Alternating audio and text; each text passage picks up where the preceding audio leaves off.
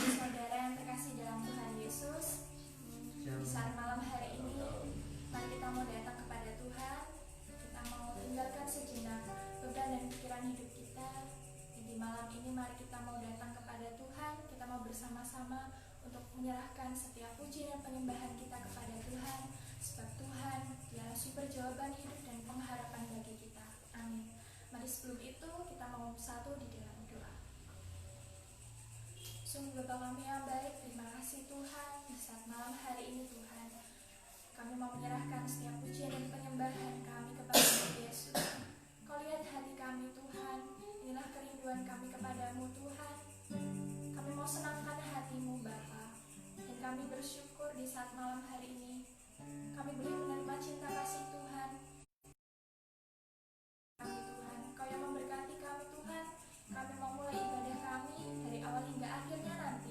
Tuhan yang memberkati kami, dan Kau yang berkuasa atas setiap pujian penyembahan kami Bapa. Terima kasih Tuhan, terpujilah namamu. Kami mau senangkan hatimu, kami siap Bapa. Dalam nama Tuhan Yesus kami telah berdoa dan mengucap syukur. Haleluya, haleluya. Amin. Sebab Tuhan yang telah membuktikan cinta kasih-Nya kepada kita, kita mau membawa sembah dan puji buat Dia. Kita mau persembahkan hidup kita kepada-Nya. Haleluya Yesus.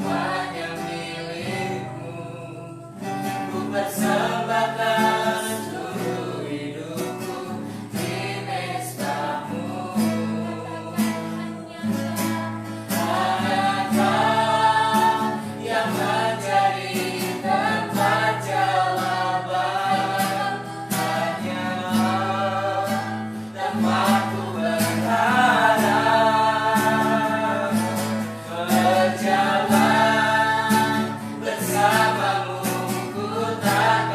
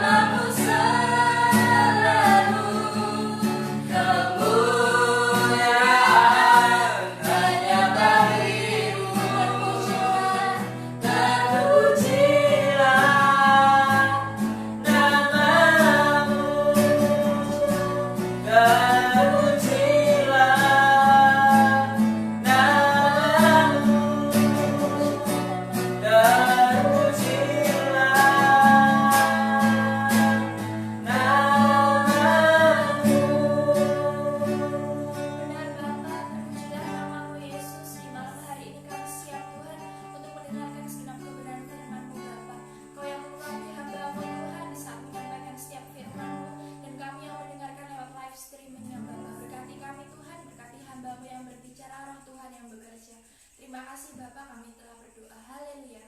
Amin.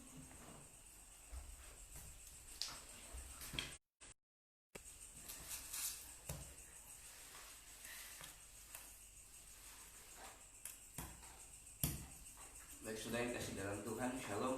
Shalom. Kita bersyukur kepada Tuhan pada malam hari ini kita boleh kembali berjumpa di acara Persetia, khususnya live streaming pada malam hari ini. Kita masuk di bulan Agustus, di mana bulan ini bangsa Indonesia akan memperingati ulang tahun kemerdekaannya yang ke-75. Tema besar ulang tahun kemerdekaan hari ini adalah Indonesia Maju. Tahun 1945 atau 75 tahun yang lalu, bangsa kita sudah menyatakan kemerdekaan. Tetapi ternyata tidak mudah. Justru bukan merebut kemerdekaannya, tetapi mengisi kemerdekaannya yang harus terus kita perjuangkan di dalam kehidupan bernegara, khususnya di Indonesia ini. Hari-hari ini kita sudah membuat satu program-program pembangunan untuk mempercepat proses pembangunan. Tetapi kenyataannya bangsa kita dan bangsa-bangsa di dunia memasuki masa yang begitu sulit, yaitu dengan adanya pandemi COVID-19. Ya, belum lagi isu ledakan di Libanon yang membuat kita juga menjadi terus berjuang. Nah, Bapak Ibu Saudara dikasih dalam Tuhan, di tema bulan Agustus ini kita akan melanjutkan dari apa yang sudah kita pelajari pada hari Minggu yang lalu, di mana bagaimana Tuhan akan membuat segala sesuatu indah pada waktunya. Tetapi untuk membuat janji Tuhan bahwa segala sesuatu indah pada waktunya itu, kita tidak bisa hanya berpangku tangan, kita tidak bisa hanya berdiam diri. Sebagaimana bangsa Indonesia untuk mencapai masyarakat yang adil dan makmur itu perlu memperjuangkan, maka hidup kita sesungguhnya juga membutuhkan perjuangan untuk sampai kepada kesempurnaan. Bagaimana hidup yang berkenan kepada Tuhan, hidup diberkati berkenan kepada Tuhan dari dunia ini sampai kepada kehidupan yang akan datang. Nah, Bapak Ibu yang dikasihi di dalam Tuhan, sadar atau tidak sadar bahwa hidup kita ini adalah berjuang. Mari kita akan membaca firman Tuhan, khusus hari ini belajar dari Yohanes pasal yang ke-5 tentang orang yang berjuang di kolam Bethesda untuk mendapatkan kesembuhan.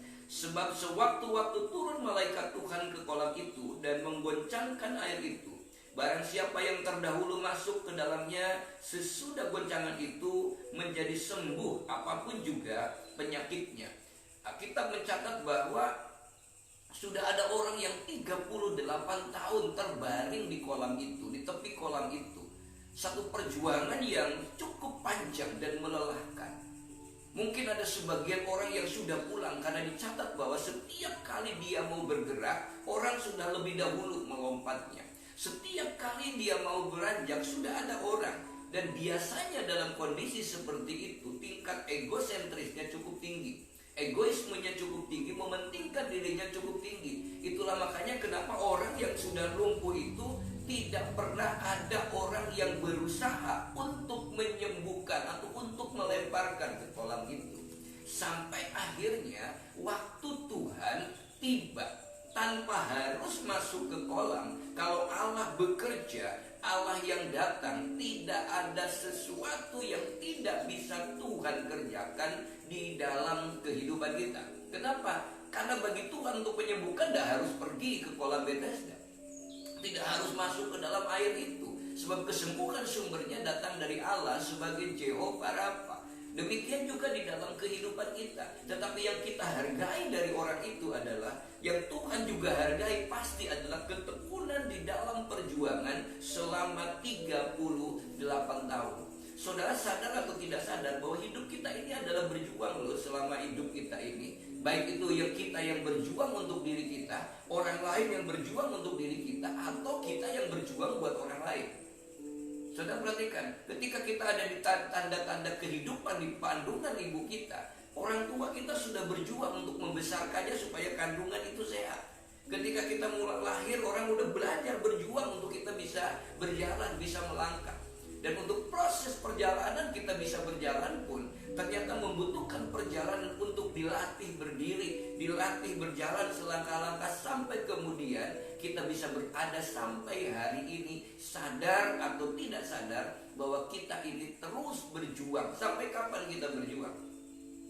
sampai pintu maut, pintu sorga dibuka oleh Tuhan. Kapan? Ketika kata firman Tuhan, kalau rumah itu sudah jadi, aku akan datang menjemput kamu. Nah saudara perhatikan, inilah perjuangan hidup kita. Dan kalau kita bisa merasakan, satu rahasia besar adalah semakin kita merasakan perjuangan hidup, sebenarnya semakin dekat penemuan akan makna kehidupan itu sendiri. Orang yang bisa menghargai perjuangan, saudara, dia akan menikmatinya. Sama ketika orang yang membawa Yesus, atau membawa orang lumpuh digotong ketemu dengan Yesus. Perjuangan bertemu dengan Yesus itu luar biasa. Dari jauh Alkitab mencatat. Lalu ketika sampai ke situ tidak ada seorang pun yang memberikan kesempatan untuk masuk, dan orang itu harus naik ke atas soto. Soto dia harus membuka soto lalu kemudian dimasukkan orang itu lewat tali. Dan ketika dia mendapatkan kesembuhan, bangunlah, angkatlah tilammu dan pulanglah. Betapa bahagianya. Sama dengan kita ketika kita sudah berjuang, kita bekerja, kita melakukan segala sesuatu, dan ketika hasilnya sudah kita dapat, pasti ada kelegaan. Nah saudara, itulah makanya perhatikan, ketika kita sudah semakin merasakan perjuangan hidup, semakin menikmati dekat dengan penemuan akan makna kehidupan yang sesungguhnya. Walaupun kita terbatas, tetaplah berjuang. Kenapa? Karena kita punya Tuhan yang tidak terbatas. Jadi kalau orang yang lumpuh itu di kolam Bethesda, dia kan terbatas. Dia lumpuh jelas gak bisa apa-apa, namanya juga orang lumpuh. Ya, tapi dia tetap berjuang ada di situ. Dia konsisten. Berapa tahun? 38 tahun. Berapa banyak di antara kita yang baru sehari sudah malas.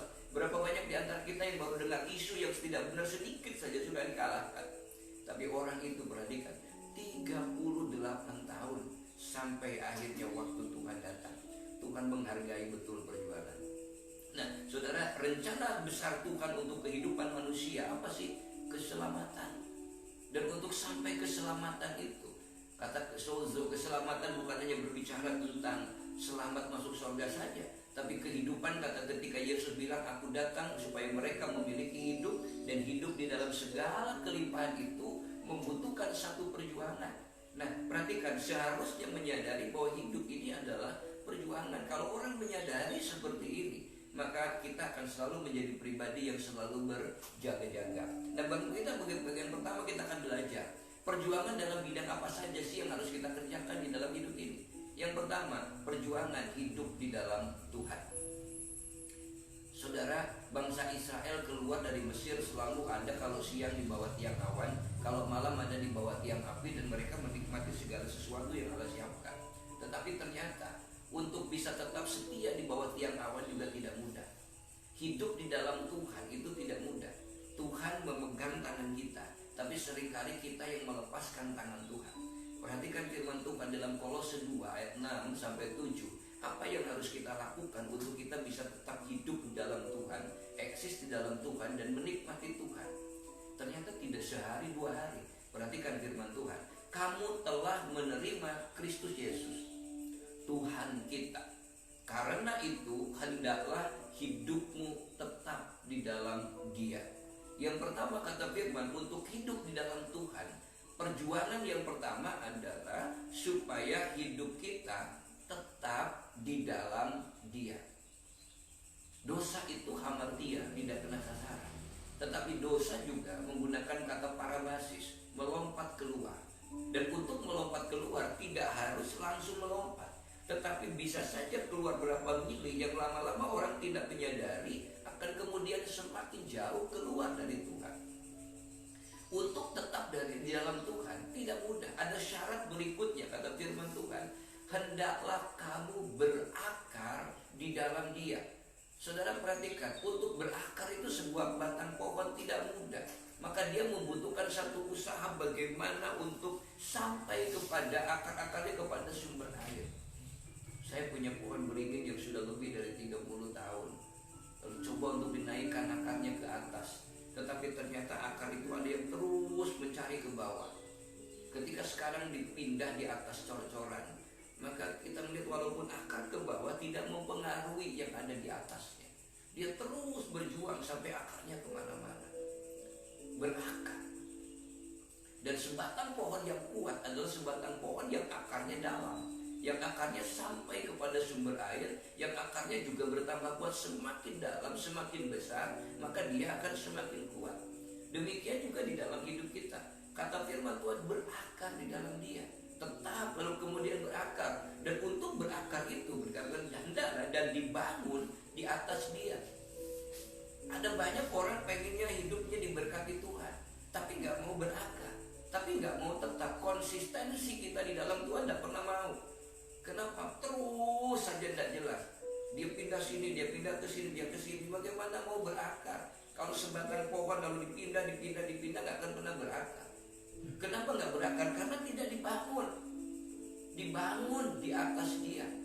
Orang terus mencari hari-hari ini, kalau tidak hati-hati kita akan terus terpesona untuk mencari sesuatu yang menyenangkan pikiran kita. Penggenapan firman Tuhan di mana orang akan mencari sesuatu yang menyenangkan telinga, pengajaran-pengajaran yang menyenangkan telinga, bukan yang membangun iman kita. Seolah-olah iman itu begitu mudah seperti Mbah Tarno yang simsalabim jadi apa, prok begitu saja. Tidak, tetapi ada satu proses di dalam iman itu.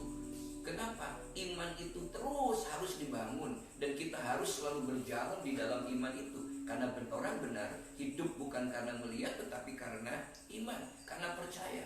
Dan iman itulah yang harus kita tetap berada, dibangun di atas dia. Bagaimana membangunnya? Menyukai firman Tuhan. Kemarin sudah belajar 2 minggu yang lalu bagaimana kita mengembalikan mezbah itu ke tempat semula, bagaimana melakukan korban bakaran di sana, bagaimana menaikkan pujian kepada Tuhan, dan konsistensi itu dilakukan. Alkitab mencatat mereka melakukan pagi dan petang. Itu satu waktu yang terus kontinu mereka lakukan. Bagaimana dengan hidup kita? Kalau kita mau ada hidup di dalam Tuhan, lakukan itu. Tetap di dalam dia, berakar di dalam dia, dibangun di dalam dia. Supaya apa? Supaya kita bertambah teguh. Hendaklah kamu bertambah teguh dalam iman yang telah diajarkan kepadamu.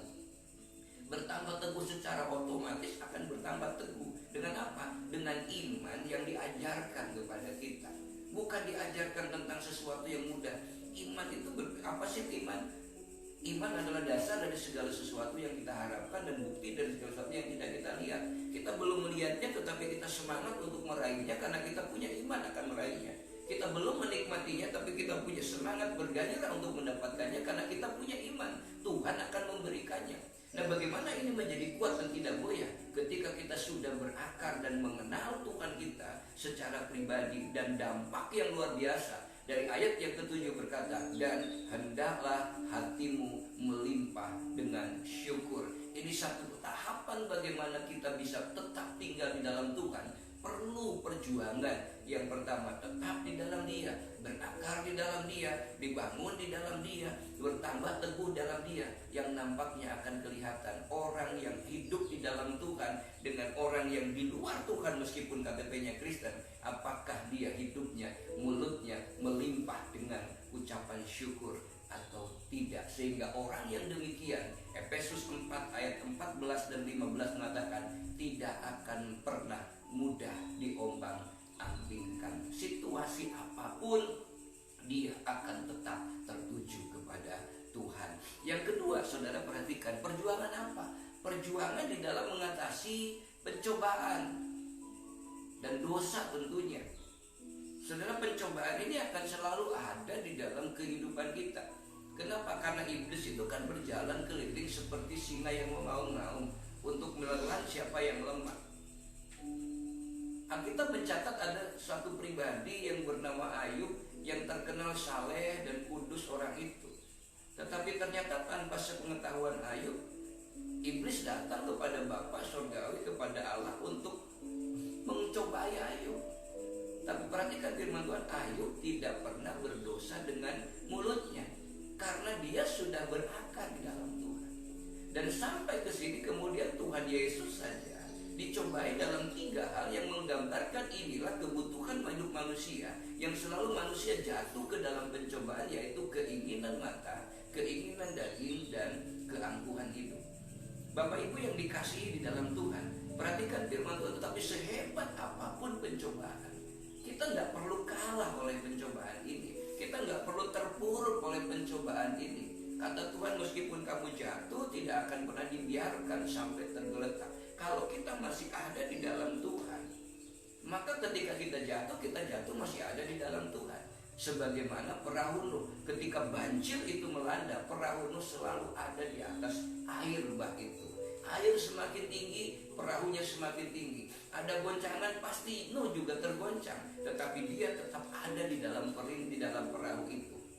Demikian juga di dalam hidup kita.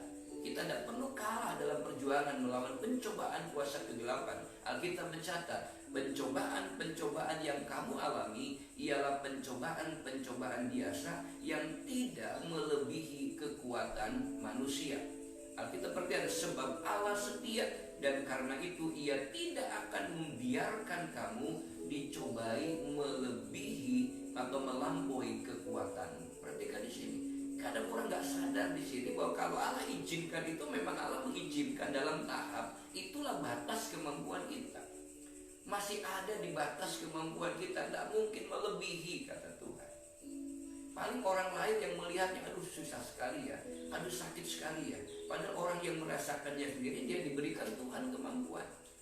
Inilah yang harus kita imani, bahwa dalam kondisi apapun, firman Tuhan menyebutkan pada waktu kamu dicobai, Dia akan memberikan kepadamu jalan keluar sehingga kamu dapat menanggungnya. Kalau hari-hari ini kita masuk ke dalam pencobaan, kalau hari-hari ini masuk ke dalam tantangan yang membuat kita seolah-olah tidak kuat, balik lagilah kepada Tuhan.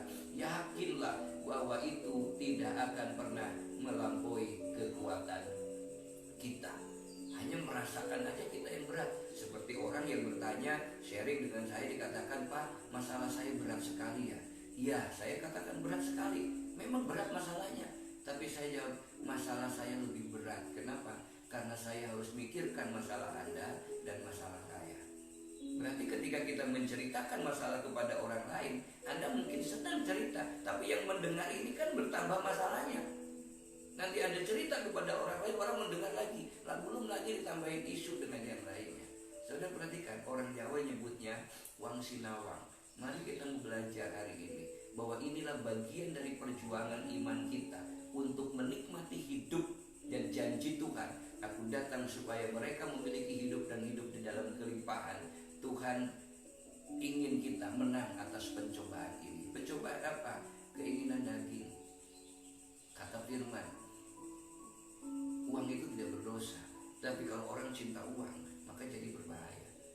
Orang mengubah, iblis akan mengubah bahwa kekayaan itu menjadi tujuan. Ini saya berulang-ulang katakan tadi. Orang diubahkan paradigmanya oleh setan bahwa karya itu tujuan, prestasi itu tujuan, kehebatan itu tujuan, jemaat yang banyak itu tujuan, harta yang melimpah itu tujuan. Itu diputar, itu digeser. Padahal Tuhan katakan itu bukan tujuan, itu alat. Nah, kalau orang tahu bahwa itu alat, ketika kita hidup di dalam kehidupan ini, maka tidak akan pernah ada orang yang sombong, tidak pernah ada orang yang angkuh, tidak pernah ada orang yang mungkin berbangga diri. Semakin diberkati semakin sombong. Justru semakin diberkati dia akan semakin merendahkan diri. Kenapa? Karena punya tanggung jawab yang lebih besar dengan apa yang dia punya hari ini. Tuhan sudah dipermuliakan apa belum? Nah, saudara, berapa banyak orang yang dikasih tubuh yang baik, tapi orang kemudian bangga dengan tubuhnya, lalu menyepelekan yang lain yang tubuhnya tidak baik. Orang yang dikasih badan yang tinggi meledek yang rendah, padahal yang tinggi harus bersyukur kepada yang rendah, karena nggak mungkin dibilang tinggi kalau tidak ada yang rendah. Nah, saudara, yang ketiga adalah iblis dan kuasanya. Firman Tuhan menyebutkan, kalau kita belajar dalam Efesus pasalnya yang ke-6, saudara perhatikan di situ, Efesus 6 ayat yang ke-10 sampai 12 berkata, akhirnya hendaklah kamu kuat di dalam Tuhan, di dalam kekuatan kuasanya. Kenakanlah seluruh perlengkapan senjata Allah, supaya kamu dapat bertahan melawan tipu muslihat ini. Karena perjuangan kita bukan melawan darah dan daging, tetapi melawan pemerintah-pemerintah, melawan penguasa-penguasa, melawan penghulu-penghulu dunia yang gelap ini, melawan roh-roh jahat di udara. Saudara, dari ayat ini kita mau belajar bahwa iblis itulah yang menjadi lawan kita. Kita tidak boleh menganggap bahwa dia musuh saya kepada manusia. Tidak. Manusia yang mungkin membuat kita tidak benar, membuat membenci kita, Tuhan izinkan itu sedang dipakai oleh Tuhan untuk menguji kita. Bukan dia musuh kita. Musuh kita itu kekuatan kegelapan. Kalau kita bermusuhan, satu contoh, ketika seorang anak berantem dengan anak tetangganya, lalu orang tuanya melo ikut campur. Coba perhatikan, nanti kalau orang tuanya ikut campur, yang sorak siapa? Iblis. Kenapa? Karena anaknya sudah rukun lagi, orang tuanya masih berantem. Ini yang kadang-kadang gak sadar kita dibegitukan. Tetangga dilalah, kepleset buang sampah di depan kita, padahal bukan sengaja dibuang, tapi karena hatinya sudah tidak baik, dikatakan tetangga kita tidak benar buang sampah di pinggir kita. Saudara perhatikan, kalau namanya rumahnya juga berjejeran, masa rumah jauh-jauh ya tetap di pinggir rumah. Saudara perhatikan, banyak orang yang kadang-kadang tidak sadar bahwa iblis itu terus berjalan. Segala sesuatu yang baik digunakan iblis untuk menjadi sesuatu yang tidak baik. Segala sesuatu yang baik seringkali digunakan iblis untuk menjadi sesuatu yang menjatuhkan manusia. Nah, Bapak Ibu yang dikasih di dalam Tuhan, untuk itulah apa yang harus kita lakukan di dalam perjuangan kita melawan kuasa iblis ini, melawan kuasa setan dan kekuasaannya. Iblis memang kuasanya sudah dikalahkan oleh darah anak domba. Tetapi perhatikan, tipu dayanya itulah yang berbahaya. Seperti orang tertipu dengan sesuatu yang kelihatan baik, tapi ternyata begitu di kenyataannya gitu saja. Aduh, gunung itu indah sekali ya, kelihatannya hijau, tapi begitu naik terus akan jadi akan kegersana. Nah, Bapak Ibu yang dikasih dalam Tuhan, bagaimana caranya kita berperang, berjuang melawan iblis yang terus berjalan keliling untuk menangkap, menelan kita yang lemah ini.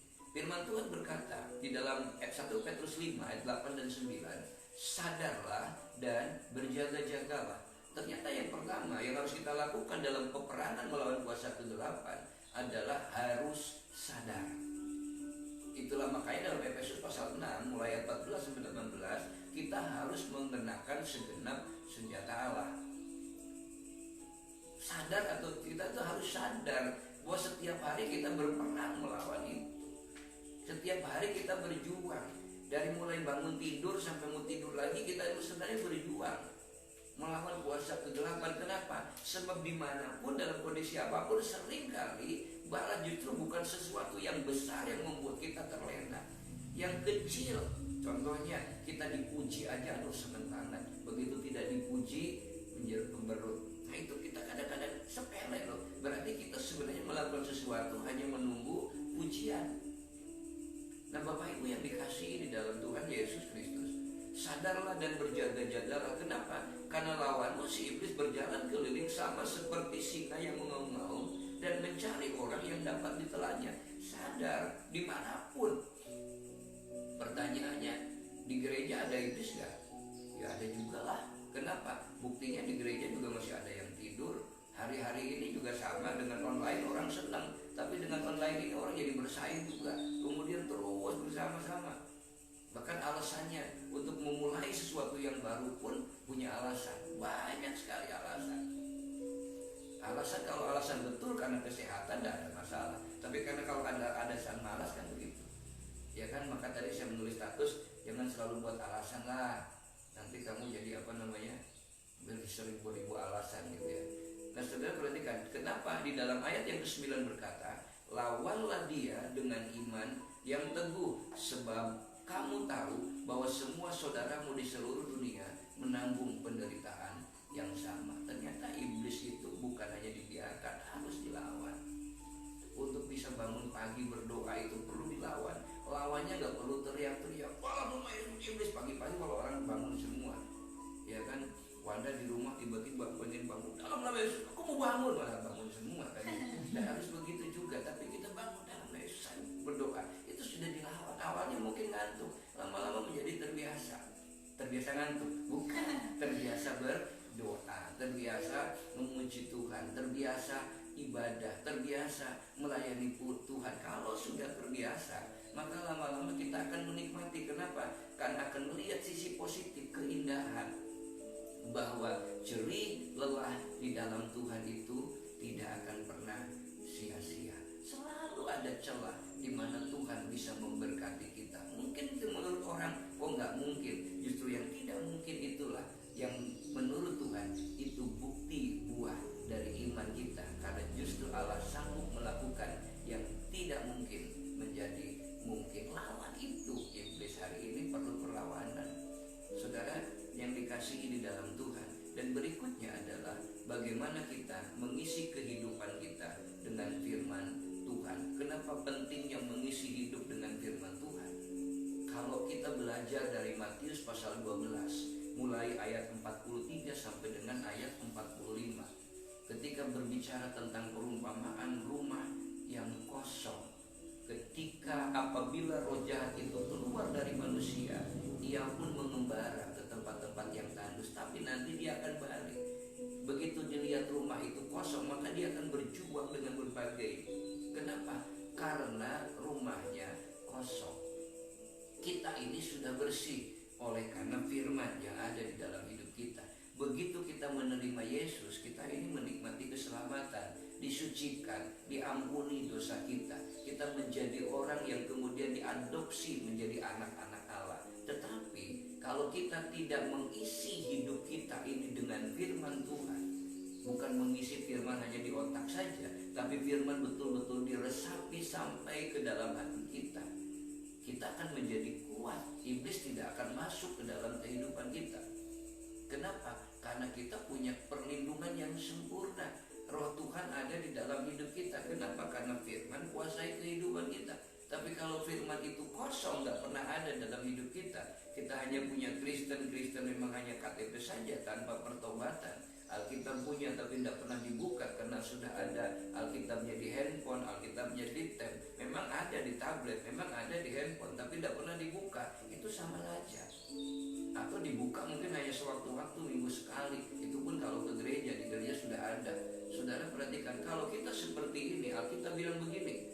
Dan perhatikan dalam ayat yang lalu, ia keluar dan mengajak 7 roh lain yang lebih jahat daripadanya. Dan mereka masuk dan berdiam di situ, maka akhirnya keadaan orang itu lebih buruk daripada keadaan semula. Dan perhatikan, demikian juga akan berlaku atas angkatan yang jahat ini. Nah, dari ayat ini kita melihat, makanya jangan heran ada orang yang mantan pelayan Tuhan, mantan aktivis, mantan penyampai firman, mantan pendoa, tapi mantan. Dia ceritanya dulu terus. Dulu saya ngajar sekolah minggu, sekarang. Dulu saya rajin baca Alkitab, sekarang. Dulu saya rajin muji, ceritanya cuma dulu terus. Nah, ini tanda-tanda bahwa dia sudah dikuasai oleh tipu daya iblis. Kenapa? Dia bangga terhadap masa lalu. Dia bangga terhadap kehebatan masa lalu. Sekarang dia penuh kekecewaan. Kenapa? Aku dulu sudah setia saja, hidupnya sekarang kayak gini. Nah, kenapa? Karena setianya dulu, sekarang tidak setia sampai sekarang. Nah, kata itu firman Tuhan kan akhirnya datang 7 roh jahat yang lebih jahat. Kenapa? Yang semakin membuat orang itu menjadi jahat, frustasi dalam hidup ini. Nah, saudara perhatikan di sini. Inilah yang harus ada di dalam hidup kita. Iblis dan kuasanya harus dilawan, yaitu dengan mengisinya dengan firman Tuhan setiap hari, supaya firman yang kita baca itu menjadi rema. Dan kalau rema itu kita nikmati terus kita imani, akan mendatangkan mujizat bagi kita. Yang terakhir berikutnya, saudara perhatikan, diri sendiri, melawan perjuangan melawan diri sendiri. Dari luar mungkin kita bisa, tapi melawan diri sendiri ini loh yang kadang berat. Kenapa? Karena orang nggak tahu. Terlalu banyak alasan melawan diri sendiri. Banyak sekali hal-hal yang mau kita bisa alasan pembenaran. Terus saya nggak bisa berdoa hari ini. Kenapa? Saya lagi serak. Lah emang kalau berdoa kalau nggak serak toh? Ya kan, kalau serak nggak bisa. Kan berdoa kan bisa. Ya kan, berdoa di mana? Dalam hati boleh. Yang penting nggak dalam sumur. Sudah perhatikan. Itulah makanya berdoa berjuang dalam diri sendiri. Nah, berdoa di tengah rumah boleh nggak? Boleh, asal jangan di tengah jalan. Nah, jikalau kita hidup oleh Roh atau firman Tuhan, baiklah hidup kita juga dipimpin oleh Roh. Dan janganlah kita gila hormat, janganlah kita saling menantang dan saling mendengki. Ini saling menantang, saling mendengki. Yang jangan gila hormat. Kenapa? Karena orang tuh sangat seneng banget dihormati, dihargai. Iya kan, paling kita kalau nggak suruh duduk di depan, aduh monggo Pak di depan. Kalau nggak dihargai tersinggung lalu pulang. Emang aku siapa? Lu nggak kenal gue ya? Gue siapa? Gitu kan. Lalu bukan gue, gitu kan. Ya sudah repot gitu ya. Banyak orang kan hanya nggak dihargai begitu saja, nggak datang nggak disenyumin saja tersinggung. Saudara, ini budaya tersinggung ini. So kalau lihat Yesus lebih tersinggung Yesus loh. Dia Allah tapi tidak menganggap kesetaraan dengan Allah, tidak sesuatu yang harus dipertahankan. Itulah makanya Yesus diberi nama di atas segala nama, ditinggikan. Kenapa? Karena dia mampu melawan dirinya sendiri. Yang paling susah itu adalah sebenarnya berperang melawan diri sendiri. Kenapa? Banyak hal yang membuat kita tidak nyaman di dalam hidup ini. Tiba-tiba orang gak senyum dengan kita, kita tersinggung. Kita tiba-tiba orang kok cuek dengan kita tersinggung. Berapa banyak orang yang gagal dalam penguasaan diri ini? Kenapa? Karena dia berpusat kepada dirinya. Bahwa orang yang bikin kita susah itu sebenarnya kita sedang dididik untuk kita menjadi lebih sabar. Kita dimintanya doa sabar. Tuhan beri saya kesabaran. Ya Tuhan kasih kesabaran lewat apa? Lewat orang-orang yang cerewet. Tuhan berikan saya kemampuan untuk melewati masalah. Tuhan katakan yes, aku akan beri. Kenapa? Besok aku kasih masalah. Supaya apa? Supaya kita mampu melewatinya. Kan gak ujuk-ujuk simsalabim Tuhan lewati masalah. Masalahnya gak ada, namanya bukan melewati kalau gak ada masalah. Hanya dalam mimpi. Itu orang yang suka melamun di luar, sudah ke Eropa, sudah kemana, padahal masih duduk di kursi. Saudara perhatikan, itulah jangan heran orang yang begitu, pikirannya yang pergi, badannya yang capek ya, mengalahkan diri sendiri. Mari kita belajar. Dan yang terakhir, berjuang di dalam melayani Tuhan. Berjuang untuk melayani Tuhan ternyata juga perlu perjuangan loh. Jangan berpikir gak ada perjuangan. Untuk bisa datang hari ini di tempat ini juga perlu perjuangan. Udah mengalahkan waktu. Saudara di rumah juga melayani Tuhan dengan melihat, dengan ikut bersama-sama ibadah, memuji Tuhan, membawa kita itu pelayanan itu juga perlu perjuangan. Mungkin ada yang seharian bekerja, harus buka lagi laptop, buka lagi handphone, mendengarkan, itu perjuangan. Saya tadi mau ikut acara di Badan Pekerja Harian Jakarta saja, saya berjuang. Kenapa? Acara wisuda sampai jam 12 lewat, lalu kemudian kita makan. Nah pas makan itu sudah jam 1. Mau tidak mau harus buka dulu, absen dulu, tapi langsung pulang sampai di rumah, ikut lagi acara sampai jam 3 kurang seperempat. Belum berjuang. Kenapa? Masa gak mungkin di pinggir jalan saya mendengar begitu? Harus ada perjuangan. Nah itulah Bapak Ibu yang dikasih dalam Tuhan, untuk menyenangkan Tuhan. Sekali lagi, melayani Tuhan itu adalah bagaimana kita menyenangkan Tuhan. Biarlah rohmu menyala-nyala dan layanilah Tuhan. Dengan apa pelayanan kepada Tuhan? Dengan apa yang Tuhan percayakan kepada kita. Dan itu membutuhkan perjuangan. Makanya di dalam Roma 6 ayat yang ke-13 berkata, dan janganlah kamu menyerahkan anggota-anggota tubuhmu kepada dosa untuk dipakai sebagai senjata kelaliman, tetapi serahkanlah dirimu kepada Allah sebagai orang-orang yang dahulu mati tetapi yang sekarang hidup, dan serahkanlah anggota-anggota tubuhmu kepada Allah untuk menjadi senjata kebenaran. Kenapa bisa demikian? Karena ketika roh Allah ada dalam hidup kita, ketika hidup kita sudah bersih, roh Allah ada dalam hidup kita, secara otomatis kata firman Tuhan, tubuh kita akan dipakai untuk mempermuliakan Tuhan. Tidak tahukah kamu bahwa tubuhmu adalah bait Allah, di mana roh Allah tinggal diam di dalam hidupmu, dan muliakanlah Tuhan dengan tubuhmu. Perhatikan tubuh dari mulai ujung kepala sampai ke ujung kaki. Pemikiran yang positif kepada Allah, ucapan syukur kepada Tuhan, melangkah dengan iman, memberikan sesuatu yang terbaik kepada Tuhan, itu sudah menyenangkan hati Allah. Dan itu bisa kita lakukan di dalam hidup ini untuk kita bisa menyenangkan Tuhan. Dan itu perlu perjuangan. Makanya tema-tema bulan Agustus kita mau belajar untuk berjuang ini, sebagaimana bangsa kita untuk mencapai cita-cita proklamasi, yaitu mencapai masyarakat yang adil dan makmur, harus mengisi kemerdekaan. Demikian juga kita, orang yang sudah dimerdekakan ketika menerima Yesus, ada perjuangan untuk mengisinya. Bagaimana caranya? Menyerahkan hidup kita sebagai alat. Serahkan hidup kita sebagai alat. Kita punya pendengaran yang baik, jadikan alat untuk mendengar sesuatu yang baik. Dan punya mata yang normal, jadikan untuk itu. saya yang Kristen pinggiran, bahwa Kristen itu yang pertama kepastian dan keyakinan, yang kedua Kristen itu adalah perubahan hidup, Kristen itu adalah pengalaman hidup, dan Kristen itu adalah buah hidup. Jangan pengen berbuah dulu, nanti buahnya kita buah yang instan, besoknya mati. Yang berikutnya menjadi hamba Allah. Roma pasal 6 ayat 22 berkata, tetapi sekarang setelah kamu dimerdekakan dari dosa, dan setelah kamu menjadi hamba Allah, kamu beroleh buah yang membawa kamu kepada pengudusan, dan sebagai kesudahannya ialah hidup yang kekal. Kita menjadi hamba Allah. Hamba adalah seorang pribadi yang tidak punya hak pribadinya.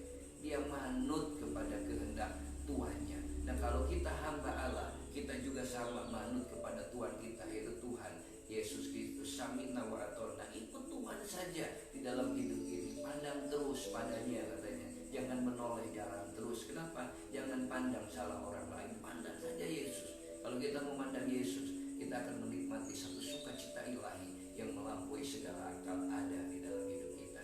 Dan yang terakhir adalah melayani Tuhan dengan cara Roma 14 ayat 7 dan 8 berkata, sebab tidak ada seorang pun di antara kita yang hidup untuk dirinya sendiri, dan tidak ada seorang pun yang mati untuk dirinya sendiri. Sebab jika kita hidup untuk Tuhan, dan jika kita mati untuk Tuhan.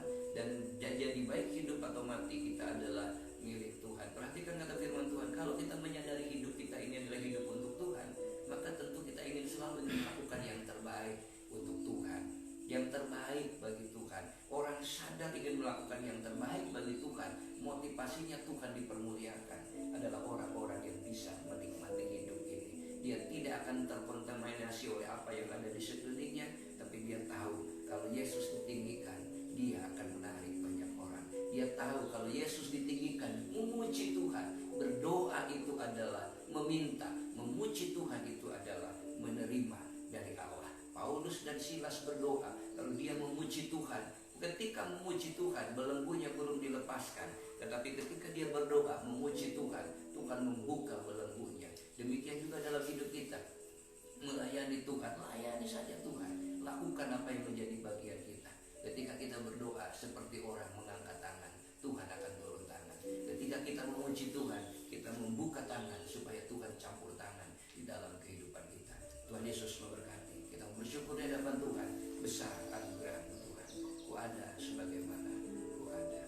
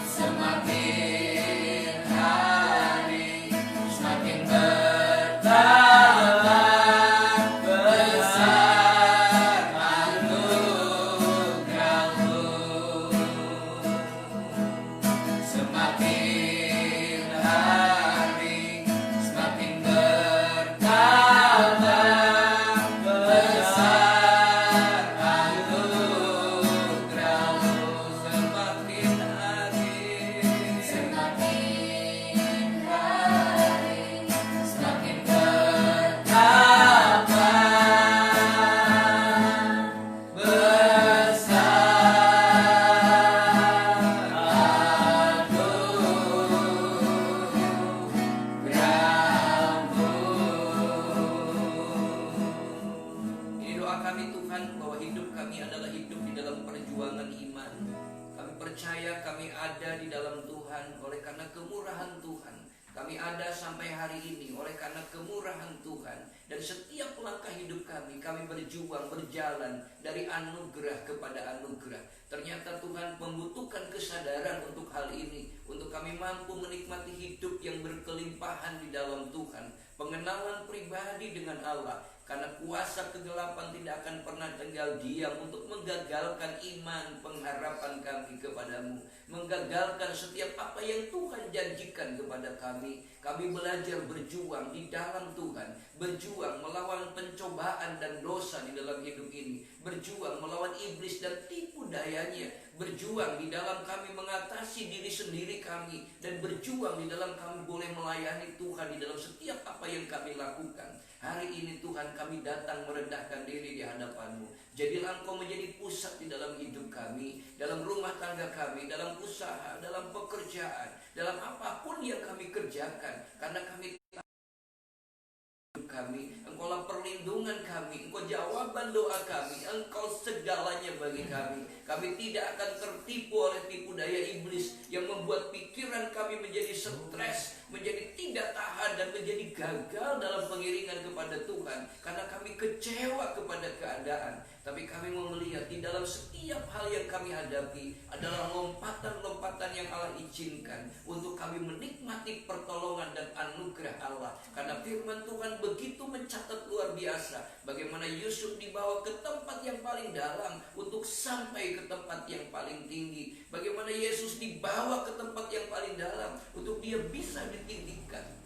Maka kami mau belajar untuk menghargai setiap proses dari Tuhan. Orang-orang yang ada di sekeliling kami adalah bagian dari proses Tuhan untuk kami menjadi serupa dengan Yesus. Ada kasih yang luar biasa, ada perhatian yang luar biasa, ada anugerah yang boleh Tuhan nyatakan. Dan kami akan selalu berkata setiap waktu, Ebenezer, sampai di sini Tuhan sudah menolong. Dan Allah yang sudah menolong sampai hari ini adalah Allah yang terus akan menolong dan memberkati kami ke depan. Terima kasih Tuhan. Kami mengucap syukur kepadamu, memberkati setiap keluarga-keluarga yang hari ini boleh menikmati, dan yang nanti juga akan menikmati siaran ini di jam-jam berikutnya, membuka Facebooknya. Kami sungguh percaya Engkau memberkati mereka. Terima kasih, berkati bangsa kami, di mana Tuhan tempatkan kami, di bangsa-bangsa yang kami sungguh percaya kesejahteraan bangsa kami adalah kesejahteraan kami. Terima kasih Tuhan, kami mengucap syukur kepadamu. Sekarang terimalah berkat dari Tuhan. Tuhan memberkati engkau dan melindungi engkau. Tuhan menyerahkan wajahnya dan memberi engkau kasih karunia. Tuhan menghadapkan wajahnya kepadamu dan memberi engkau damai sejahtera mulai hari ini sampai Tuhan Yesus datang yang kedua kali.